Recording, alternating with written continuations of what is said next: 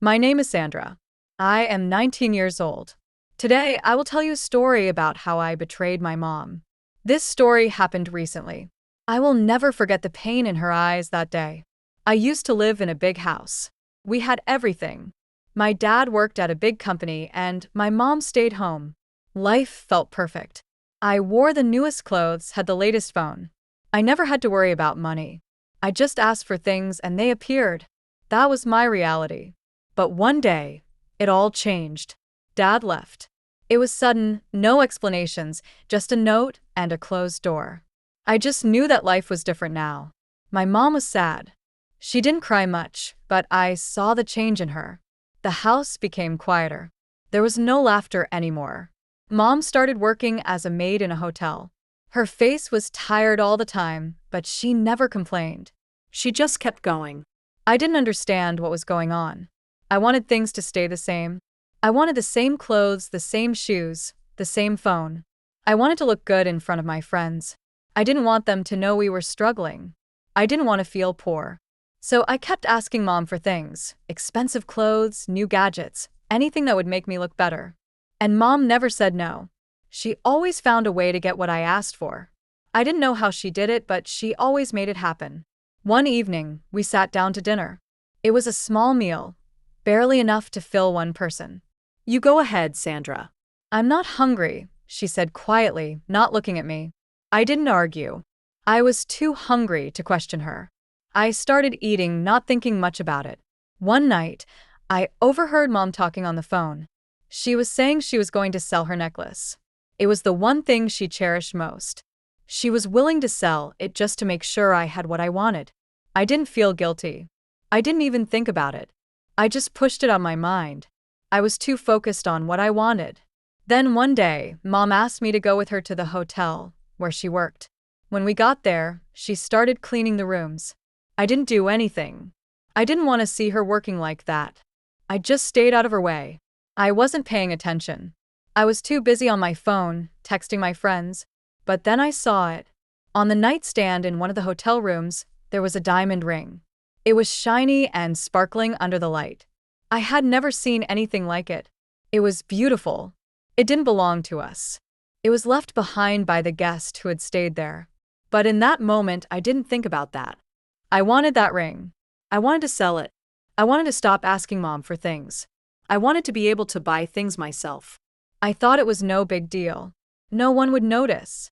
I could just take it and keep it hidden. So I took the ring.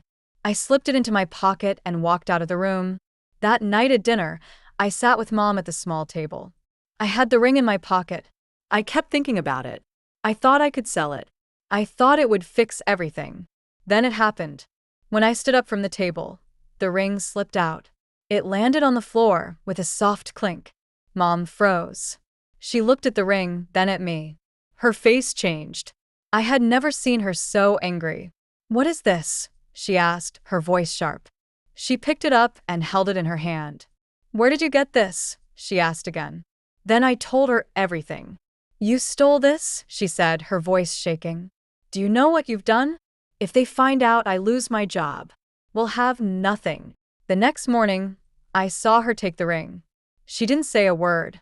She put it in her bag. I went with her to the hotel. The walk there felt long. Neither of us spoke. I wanted to say something, but I didn't know what. When we got there, Mom went straight to the room. She pulled the ring out of her bag and placed it on the nightstand. I knew she had done it to protect me. She was risking everything for me. Later that day, the guest came back. They asked about the ring, and the manager checked the room. It was there, right where Mom had placed it.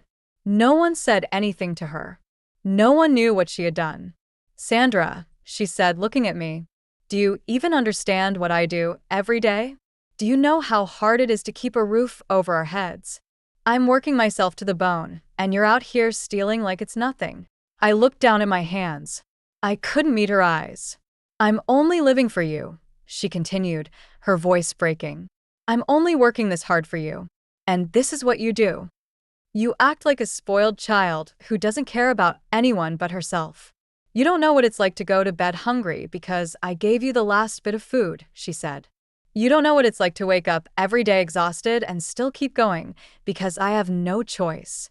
I can't afford to stop. Those words echoed in my head.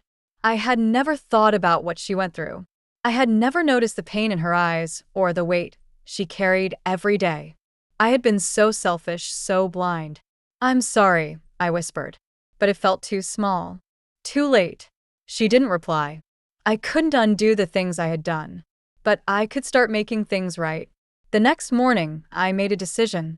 I found a part-time job at a small shop near our house. It wasn't much, just washing dishes and sweeping floors, but it was something. I didn't tell Mom at first. I wanted to show her I was serious, that I was ready to grow up. Every day after school, I would head to the shop. I saved every penny I earned. Sometimes, I'd use it to buy groceries or pay small bills. As the weeks went by, I kept working. I didn't go out with friends as much. I stopped asking for things I didn't need. I put all my focus on helping Mom.